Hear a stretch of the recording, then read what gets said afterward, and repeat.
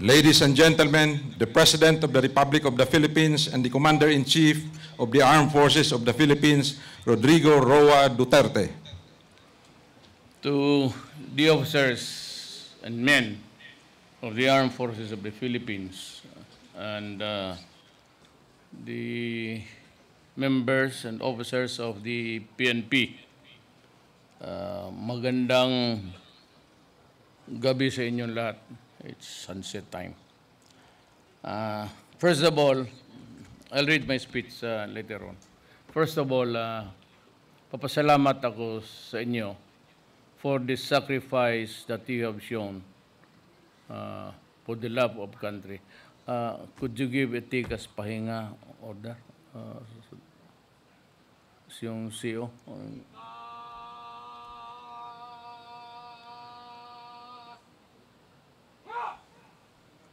I know that you have this distinct honor of offering your life for the country. And that is why sa akin naman is I do everything at least to make your life comfortable for you and your family. And rest assured na kung ano man mangyari sa buhay, ay kanya-kanya tayong destiny. Ang pamilya ninyo will be taken care of. And of course, libre ng edukasyon ngayon. We have plans of not really selling, but ibibigay ko sa inyo yung kampo ng a large for ito sa Bonifacio. Pwede ninyong lease lang. 60 years, another 60 years. At I want it done this year. At yung pera, para hindi na maulit yung kagaya noon, the proceeds will go directly to you. Ang gusto lang kasi ng itong finance officer, finance secretary natin, ayaw niya yung, meron na kayong dati, you're not members of the GSIS. So you have your own procedure there. Pero ang gusto ni Sunny Dominguez na yung kikitain dyan for lease lang at bilyon yan. Kung maging bagong pareha, di naman tagig. That cannot be sold, that can only be leased to, he said, for 60, another 60. And lahat ng pera dyan, didiretso na sa inyo. Payable. Gusto ni Dominguez, GSIS style, pero para sa inyong police lang, pati sa armed forces. I cannot argue with the guy because he knows the ins and outs. Ito si Dominguez is the son-in-law yung Andrews Air Base ninyo. Was the Air Force retired officer. So alam niya yung mga nuances, sabi niya na this will ensure na right away kayo na ang mag-negotiate. All I have to do is just to give you bigay ko yung authority sa inyo at kayo na ang magpatakbo, including I said, upon the insistence of the finance officer, from whereof I know he speaks, maybe in practical terms, kaya yun ang gawin natin. But yung pera ninyo, unlike before, didiretso yan sa GSIS ninyo. Sort of. And I said, yung needs ninyo, right after the Marawi siege, I released about 500 million for medical intervention after treatment, yung wounded. And so there's no reason why you should not be patients with available medicines because tinignan kong mabuti na merong pera kaagad. So 500 million nirelease ko. It's being handled by retired General si Mac, is it one? Macario. And for the AFP, kompleto na yan. Lahat ng equipments binili ko na. And ang Viluna, meron silang, well, I modernized it then. I gave you a new building inside doon sa medical compound. And a 50 million for each every month. So 50 million AFP, 50 million sa Viluna, excluding the 500 million intervention fund for steel, mabali ang kamay, and even prosthetics. Prosthetics, sabi ko, titanium. And that is very expensive, but that is the one that I order. It's very light, it's very durable. At parang framework na yan. Yan, wala yung plastic. Well, for those who are unlucky, but I know that you are all lucky because you are still here in front of me.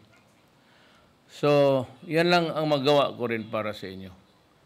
And at no other time, under any president na almost not really pampered, but binibigay ko lahat. Everything. Pati yung sa armas, though limited ang source natin, could only be, sabi ko, well, one or two countries lang. Especially itong mga equipments for spying, ika nga. So yan ang innovations yet. But you should not be afraid of anything. I'll always be with you. Doon sa Marawi, I flew in 9 times. I even took off twice sa gabi. Just to be with you and to see to it, I said that even in fighting and waging a war, you are comfortable. So yan lang ang gusto ko lang mano sa inyo. I'm not trying to cultivate or nurture yung loyalty sa tao. Do not do that.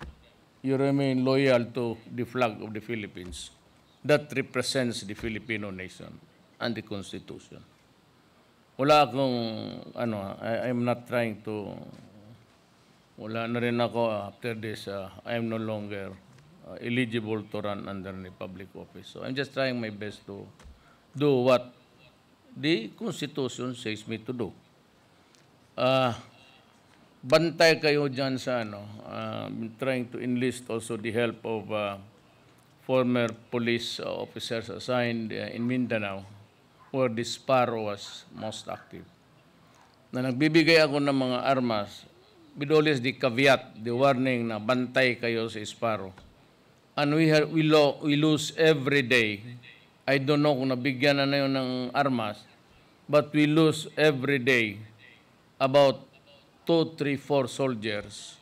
Diyan sa Sparrow na yan, pati yung sa droga, another 2, 3 ang average ko na police na namamatay. Every day yan sa briefer ko. So be careful of the Sparrows. If there are policemen retired or active going around, and some of them are also former NPAs, meron silang short. It would be good just also to listen. Gaya ng, alam mo na, meron naman kayo cellphone lahat. Pagising mo, picturean mo yung labas mo, yung larawan ng harap ng bahay mo, yung kanto. And pagkain mo, ligo, pagkatapos,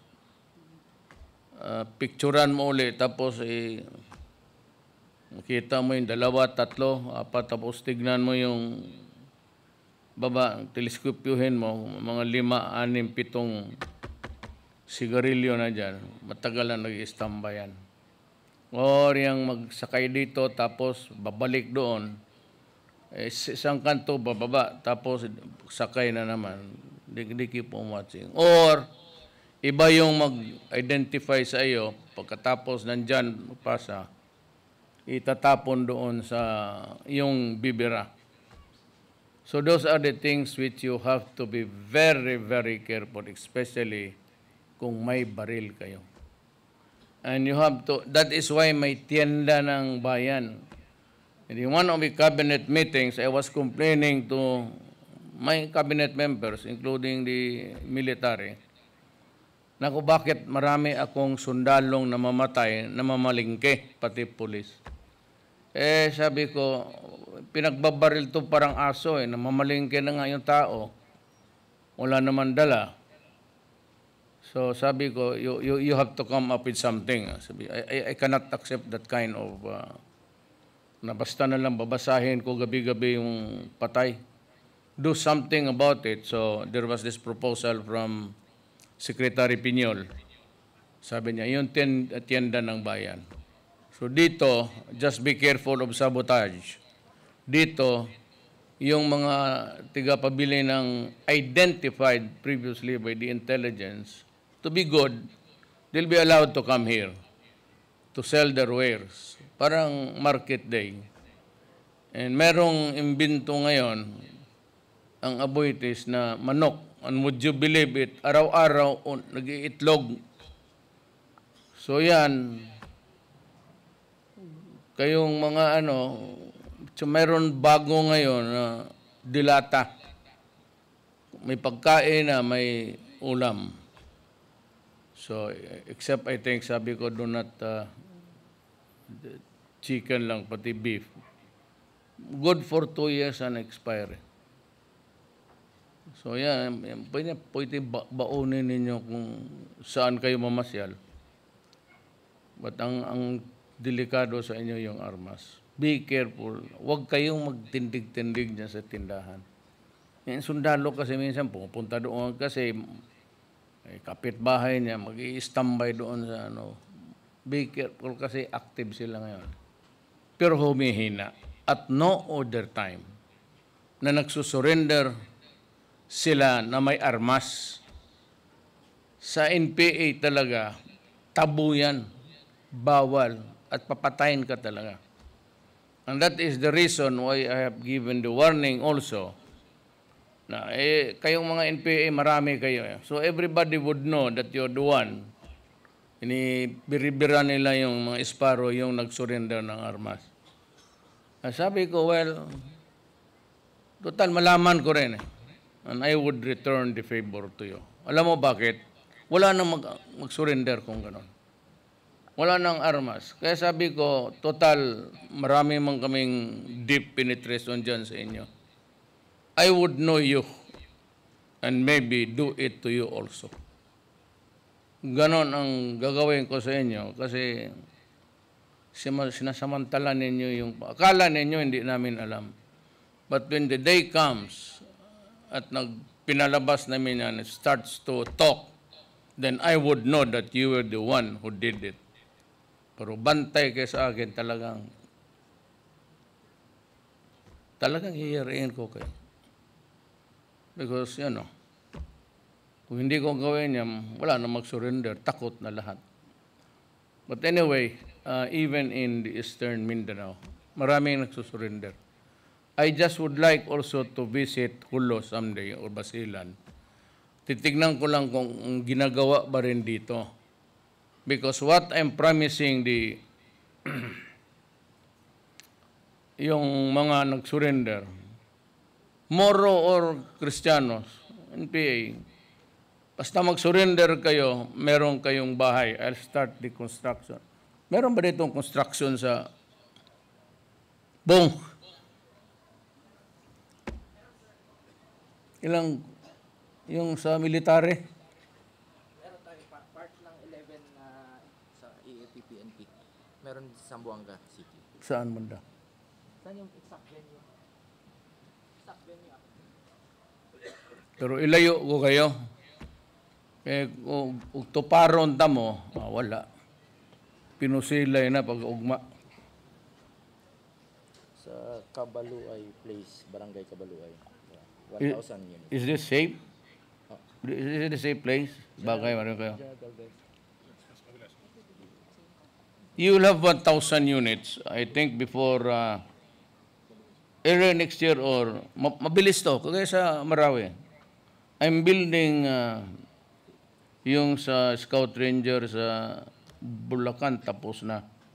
Dito sa Davao, it's about always 1,000. At ang reklamo kasi ninyo maliit. At I agree with you. It was really, ilan yun, 24? Ngayon 60. Pamaramatog museum sa cemetery. Lagi sa may ganahan tumatog lubong. So, I am giving you 64. 60 square meters. 60 square meters ang kontento na kayo. Lalo na sa bagong asawa. You will have 1,000 of it. You have 1,000 in Davao, Mati, Lanao, Baguio. i-groundbreaking mo ngayong Sunday. Sa yung mga ranger, nakita ninyo, halos almost about a-fourth matatapos na. So, Sa Tarlac, kaka-ground. Tarlac, bago ako this will all, Sa Talisay, Negros, Bacolod. Ito sa meron din sa Tugbok, La Union. wag yun sa tugbok sa NPA. Meron na kasi ako sa yung nag-surrender. That's why I want to go there to find out what we are offering to the NPAs. Same with the Moro. Trabaho, then bigyan ko sila ng bahay. And they will learn skills from TESDA. It's headed by Imaranao ang TESDA, si Mamunjong. So, yun ang paturuin ko ng livelihood. Siguro, ang fisherman, mga tausog, bangka, punuon mo dinamita, haron sige pabuto diha sa urot isda na to. So, yan ang ko. But sabi ko kay John Galvez, I'll find time to go there. Para, I promised also Governor Tan. Alam mo, sa totoo lang, okay man yung gera, but I am not, I am a president. I am not a soldier or a policeman.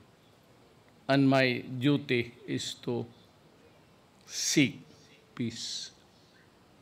Kaya kung magipag-usap sila, ready ako anytime. Medyo mainit lang ako dito sa sagutan namin sa NPA kasi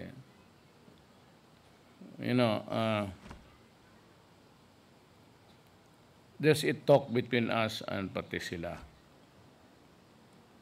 sa Netherlands.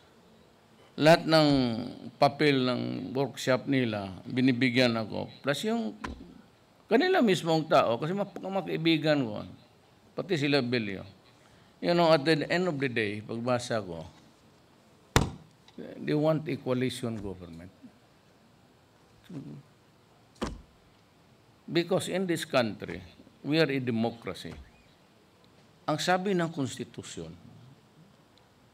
sabi ng flag, we have the sovereignty as a people. But since we cannot exercise that sovereign power at all times together, we give it to people who are elected by the nation. So, baski na napili mo son of a bitch na presidente, kung yan ang pinili ng tao, wala tayong magawa. Well, just obey it and obey him if wag naman yung illegal o unlawful. If it's ngatin naman is one, is to protect the people. Second is to preserve the nation. Yan naman ang tanungin mo. Is it to preserve the nation? Is it to protect the people? Hanggang dyan lang tayo. And we obey. Sabi ko, baski sinong elected dyan. Could be the mayor. Ayaw natin ang ugali. But then what can we do? We're not also allowed to kill him.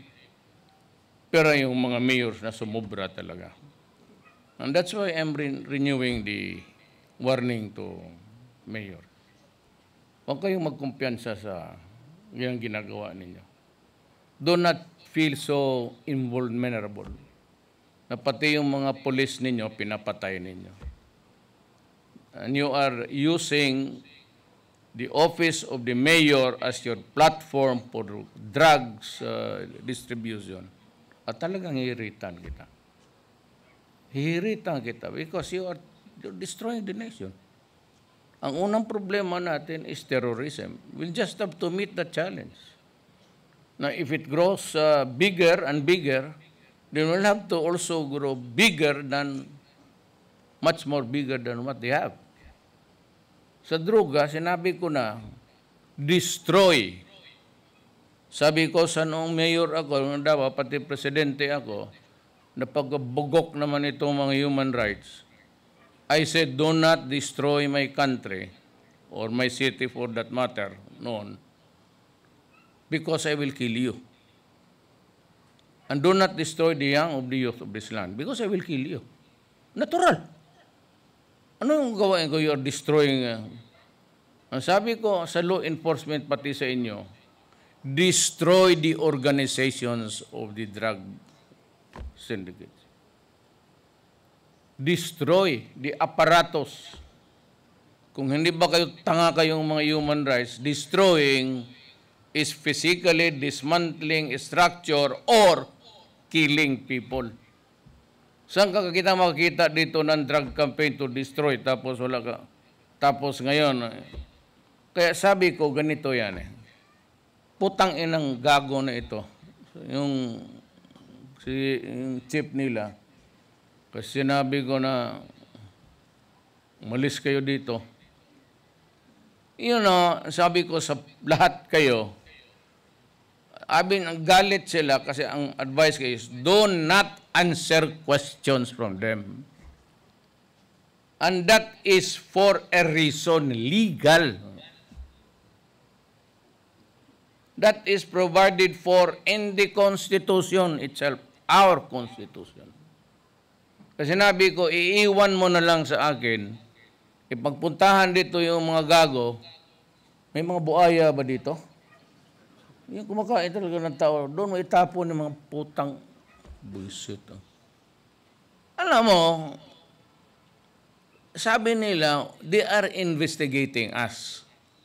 For Diyos kayong mga ugok, if you are investigating us, the rule sa criminal law is, any statement or answer that you may give might incriminate you. Pag nabitawan mo yan, magtanong-tanong sila, pre-willing ka i-recorded. Ikaw mismo, pag tinawag ka na doon, you are bound by your pinagdadaldal mo. Kaya the best way is just to keep silence. Sabihin mo lang, may commander-in-chief man. At diba sinabi ko na sa inyo, I take full responsibility. Magtrabaho lang kayo in the performance of your duty within the bounds of the law. Wala akong sinabi na patayin ninyo yung mga ulol na yan nakatalikod o nakaluhod. What I'm saying is to destroy. There's gonna be a fight. And if somebody dies, hiningi nila. Sinabi ko ng putang ina, munto kayo. Ano pa naman yung... So, hindi sabihin mo pasuplado. It is to your protection. Ako na ang bahala sa akin. Doon na tore. Ako na ang pakulong. Walang problema yun. Huwag lang kayong sumagot officially. But the camera and say, welcome. What can we do for you? We would like to get your statement. Sorry. The Constitution does not allow it. And our commander-in-chief says that we shut up. Hindi sabihin nagpapasikat ako. Kasi kung isang commander, magsalita kaya, there will never be a uniformity in the answer. Putang na marami talagang butas makikita yan. Because we are not situated in the same situation or similarly situated at one time. So talagang maganunan yung statement. It's gonna be a convoluted, saksak sinagol, parang alo-alo. Then that places us in jeopardy. Maraming butas makita yan. Kung mag-shut up ka lang, sabi mo, si Duterte man. Yes, siya man nag-utos, destroy the organization. So what's wrong with that? Can I not protect my country by killing people and destroying apparatus? Kung sinabi ko yung factory dyan sa di bombahan mo. Karami nating bombang na sobra. Ano ba naman? That's what I mean. Hindi tayo nagpapatigas-tigas. Only these guys do not know their law. I happen to be a lawyer. I was once upon a time a trial lawyer for almost 9 years. I should know my law. And I should know how to protect you. Kaya sinabi ko nga, just obey my order within the legal bounds of the law. And ako na ang bahala. Siyempre, pag nakatutok yung baril, kakalabitin yan. Itong gago, itong mga itong bugok. Konsumisyon. Kaya ang puro insulto yung tatanggap nila. At gusto nilang ipakulong. Kung bigyan ba nila ako ng 5 babae, kasama ka doon, di po. Putang ina, bukas, lilipad na ako sa yung prisuhan na yun. Tanda ko na eh. Tama na yan, 72. But 23 years ako na mayor, siya araw ako yung pura ngiyawa. Sabi sila, ito namang sa terrorism. Is the most corrupt and empty. Ang nanay ko, Maranao, mestiza. Lolo ko Chinese. Dito yung kinasal kanina, may nakita ko pa yung muka ng anak ko. Mga sangkula, pinsan niya kasi ang daughter-in-law ko, sangkula. Yung may isang sangkulang yung kinasal ngayon na pulis, kamukha talaga ng anak ko, kaya ako natuwa eh. Pero, alam mo, I know the culture and I know how to. Pero sabi ko sa yung terorismo na walang alam kung hindi magpatay pati magsira, hindi tayo magkaintindihan niya. That's a problem. Then early days, yung mga relatives ko sa Lanao, sige tawag na alam natin na maraming arma. But I must admit that yung hindi ko talaga na ang ordnance nila ganun karami. Or the ordnance was being shipped to them during the siege. Pero alam ko, dito naman marami ako nakita ang mga pinsan ng daughter-in-law ko. Kaya yung pulis nga yung kinasal, kamukha talaga ng eldest grandson ko. But we are not here to establish ties. Nandiyan na yan eh. We are here talking about how to preserve and protect the nation of the Republic of the Philippines. That should be our primary duty. Ngayon, yung speech, ayan, dito na, kilala naman yun sila lahat.